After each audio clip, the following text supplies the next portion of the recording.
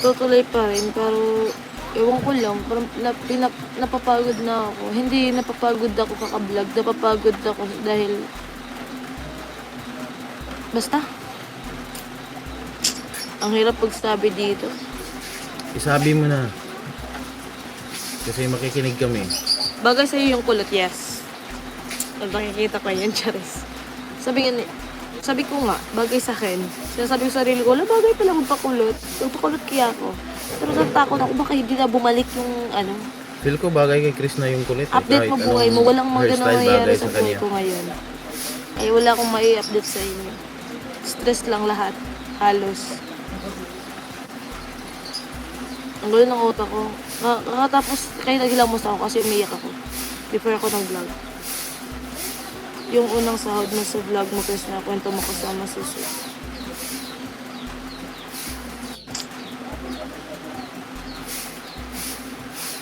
Nagbasa siya ng comment. Marami kasing nagko-comment talaga kapag Hindi lang mag-live si nagsuklay. Chris. Yun naman, wala namang mangyayari sa good evening Tita Candelaria. Kamusta? Way pa ni hapon dira.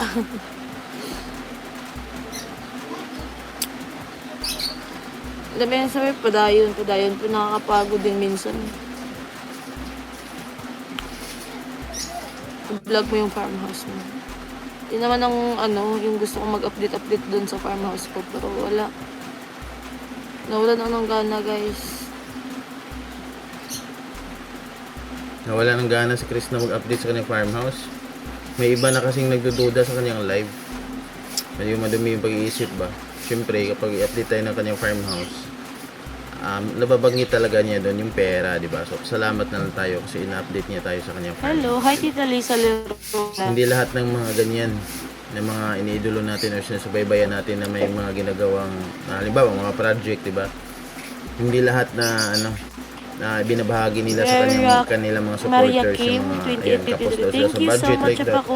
Pero si Chris na lang, napakatotoo lang siya ba? Kamusta ka na? Umulan ba dyan? Yes, tita, Kumbaga, umulan. hindi na tayo ibang Kanina tao pa sa to, kanya. okay lang Kumbaga, pa po yun, ganun. komportable na siyang magsabi or magbigay ng update na sa atin, no? Oo lang. Hindi ko maintindihan yung may pagkailong minsan. Ano ba, nakapanyapon na ako.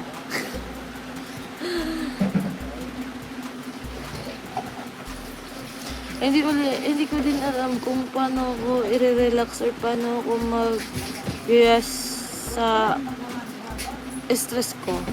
Kasi sinusubukan ko naman na inaaliw ko yung sarili ko.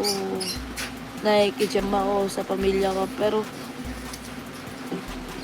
hindi pa rin, guys. Grabe. Bigla-bigla lang. Ngayon, ngayong araw, pang 2 beses ako umiyak. Pero walang nakakita. Ngayon, nalalaman yun na. Ang OA ng babae. Hindi, wala lang. Sumisigip lang yung dibdib ko or like, sinasabi, sabi ko, ang sakit ng dibdib ko, bakit? Tapos ang gulo ng utak ko. Hindi ko alam kung, ewan ko ba, wala na akong plano sa buhay. Yung parang natigil na, ewan ko ba, shit. Kulang ka lang ng Ewan ko ba't nagbablog. lumapit kay Lord, makinig ka ng mga gospel song, mga po kasi napaka-bless mo tapos Sasabihin na naman ng hindi niya alam yung rason kung bakit nagkaganyan siya. Nagpapaawa ka lang naman dyan, ganun. Oh my God. Kaya ang hirap. Wala eh. Wala kasi akong sinusumbungan dito. Or like, wala. So dito ako mag-iinarte at wala kayong magagawa. Mahal ka lang sumusuportas sa'yo. Normal lang naman talaga na Thank you sa maka-feel lahat, ng guys. isang tao Walang na sumusuporta anxiety, sa akin. hindi na iwasan yan, depression, no?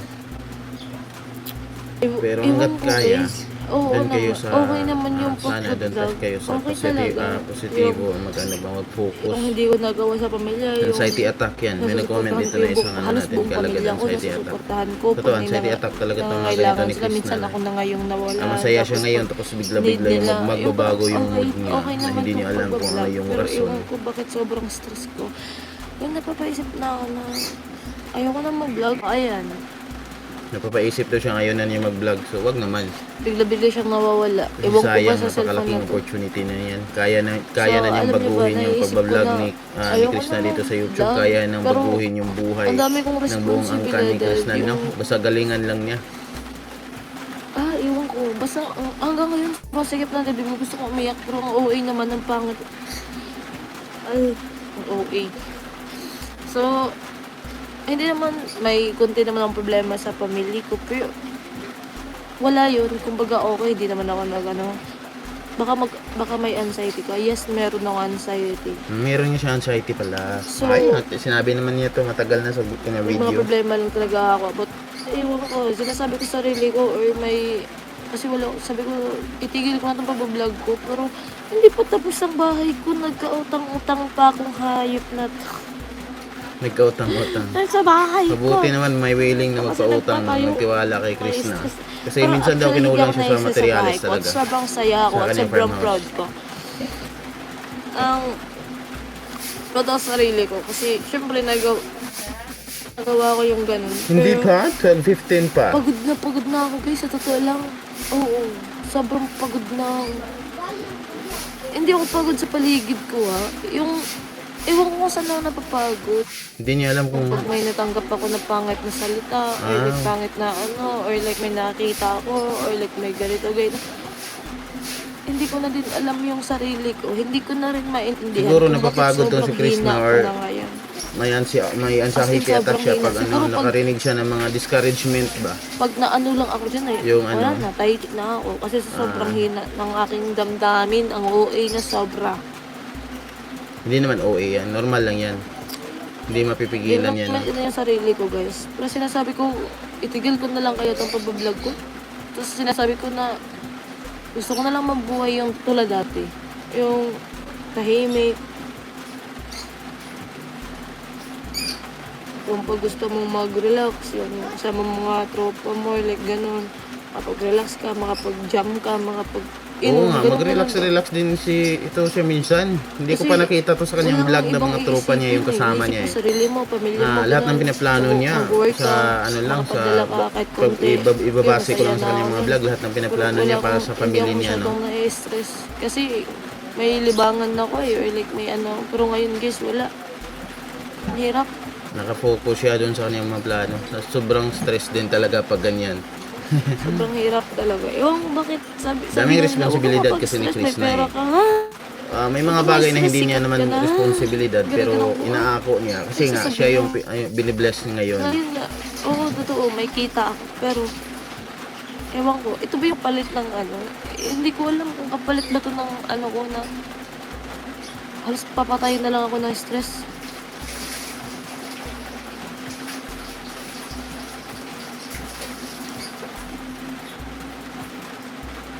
Ang dami ko ding sama ng loob, kaya siguro ganito. Pero, okay na. Ewan ko, huwag na mag-iinarte. Maiiyak ako, busit.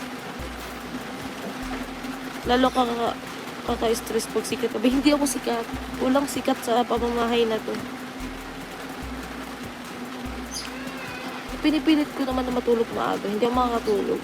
Yung pinitin ko, ginaganon ko yung mata ko para makatulog. Yung utak ko gumagala talaga.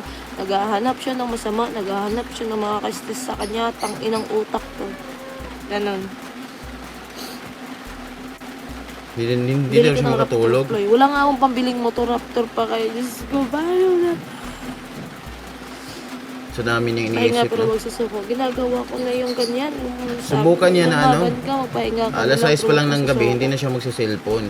Kasi isa din yan sa sinabi sa napanood kong video, isa sa mga advice ng doktor wala na, na buhay ko na 2 hours talagang before ka susuko na matulog, ito. dapat hindi ka na nakaharap ng screen or anong gadget. Kahapon pa sana ako gusto Kasi mag-live. yun daw yung isa sa rason, yung isa daw sa mga nagpupukaw ng anxiety mo. Halimbawa, may anxiety ka na. Yun, yung screen ng cellphone or anong gadget, yun daw ang isa sa nagpapalala talaga. Wala lang, ito lang sa dibdib ko, ito lang sa utak ko. Pinipilit kong parang burahin, pero bakit ganito ang utak? Ewan ko guys, sobrang nice. Hanggang ngayon sobrang, hindi ko alam, matatain na siguro ako sa sikip ng aking dibdib. Kahit iniiyak ko. Sobrang iyak na ako. Kagabi pa, kanina. May tatanong, okay ka lang ba? Oo, okay lang ako. Wala din naman ako magagawa kung magsasabi ako ng hindi eh. Kasi magsasabi ako ng hindi ako okay eh. Wala din magbabago sa ano. Nararamdaman ko. Totoo. Sasabi lang,